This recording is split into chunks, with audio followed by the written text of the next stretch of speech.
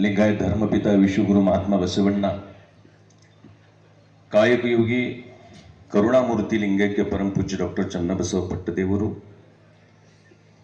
मंच पर विराजित इस कार्यक्रम के केंद्र बिंदु परम पूज्य डॉक्टर बसवलिंग पट्टदेवरू जी, सभी महानुभवी शरण, विभिन्न राजनीतिक दलों से, संगठनों से, संस्थाओं से जो प्रतिनिधित्व कर रहे हैं वो सभी लोग, भाई और बहनों,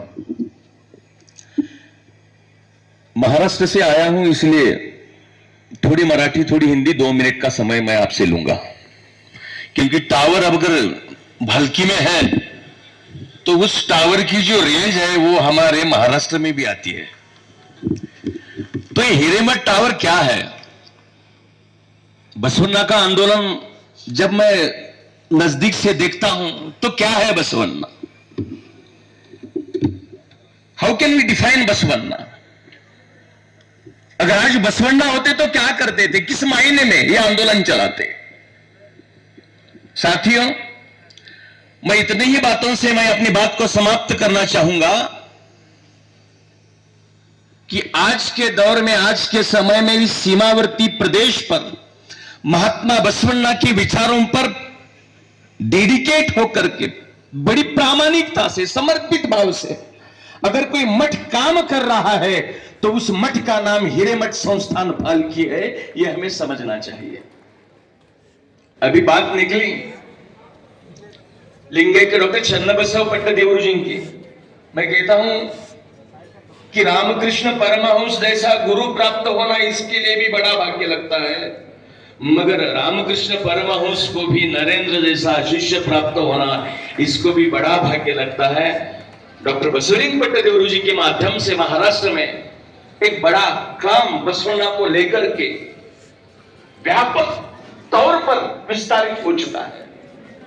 400 से भी ज्यादा बसवन्ना के जीवन चरित्र पर, शरण तत्व ज्ञान पर जो पुस्तकें आई और उस पुस्तकों को पढ़कर जो है हमारे मस्तिष्क में आ गया कि भाई हम कौन है, हम कौन है, हमारा धर्म, हमारी गरिमा, हमारी परंपरा, हमारा अस्तित्व, ये सब कुछ अगर किसी व्यक्ति के विचारों पर आधारित है तो डॉक्टर बसवलिंग पट्टदेवरू स्वामी जी के विचारों पर आधारित है।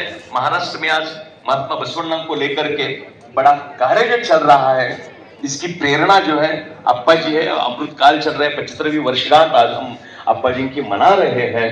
तो मैं एक छोटी सी उनके स्वभाव को लेकर के बात जो मुझे बुद्ध की याद आती है।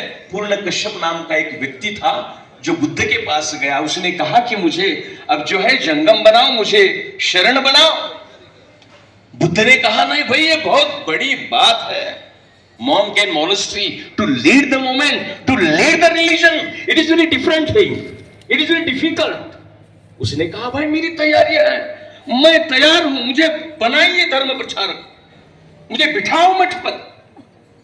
बुद्ध ने कहा ठीक है, अगर आपको धर्म का प्रचार करना है, मेरे तत्व का प्रचार करना है, कलबेड़ ये जो करना है तो फिर भाई मुझे परीक्षा लेनी पड़ेगी। पूर्ण कश्यप ने कहा जो परीक्षा लेना चाहते हो लीजिए, मगर मुझे धर्म का प्रचार, धम्म का प्रचार करने दो। तो बुद्ध ने पहला सवाल पूछा पूर्ण कश्यप से, पूर्ण कश्यप तुम्हें अगर चूर पहनना है, धम्म का प्रचार करना है, तो मेरे पहले प्रश्न का उत्तर दो।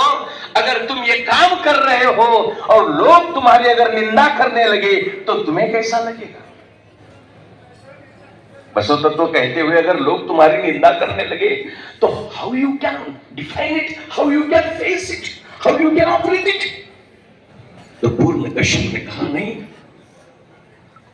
अगर लोग मेरी निंदा करते हैं तो मैं परमात्मा से धन्यवाद कहूंगा कि बस निंदा ही कर रहे भाई, कुछ मार तो नहीं रहे। बुद्ध ने कहा नेक्स्ट क्वेश्चन, अगर ये काम करते हुए लोग तुम्हारी निंदा करते करते तुम्हें मारने भी लगे, जैसे कलबुर्गी को मारा, जैसे गौरी लंकेश को मारा, जैसे दाभोलकर को मारा, जैसे पानसरे को मारा, अगर ये काम करते हुए अगर तुम पर हमला होता है तो उस वक्त कैसा लगेगा? पूर्ण कश्यप ने कहा तथागत, मैं तुम्हारे विचारों का काम करते हुए अगर लोग मुझ पर हमला करते हैं तो भी मैं परमात्मा से धन्यवाद दूंगा कि नहीं, ये लोग मुझ पर हमला कर रहे हैं, जिंदा तो नहीं मार रहे। बुद्ध ने कहा अरे भाई अगर जिंदा ही मार दिया तो मरते वक्त कैसे लगेगा? तो पूर्ण कश्यप ने कहा मैं उस वक्त भी नियति को धन्यवाद दूंगा कि हे परमात्मा, मुझे उस काम में अपने आप को समर्पित करने का अवसर मिल रहा है, अपने प्राणों का बलिदान देने का अवसर मिल रहा है, जो विश्व में सबसे पवित्र कार्य है। मैं समझता हूं कल थोड़े नीर तो करी सामने रखकर कल नीर केಳ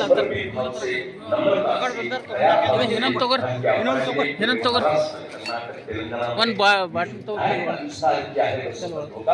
इस विषय को महाराष्ट्र सदैव ऋणी रहेगा। आप केवल संस्थान भारत के 75वीं वर्षगांठ जो हम मनाने जा रहे हैं, उसके उपलक्ष्य में जितनी भी आपकी आवश्यकताएं होगी, इस विषय को लेकर के महाराष्ट्र को अगर आपने कोई जिम्मेदारी अगर देते हो तो निश्चित रूप से हम आपके साथ हैं। इन्हीं शब्दों के साथ खूब धन्यवाद। सर्वशरण।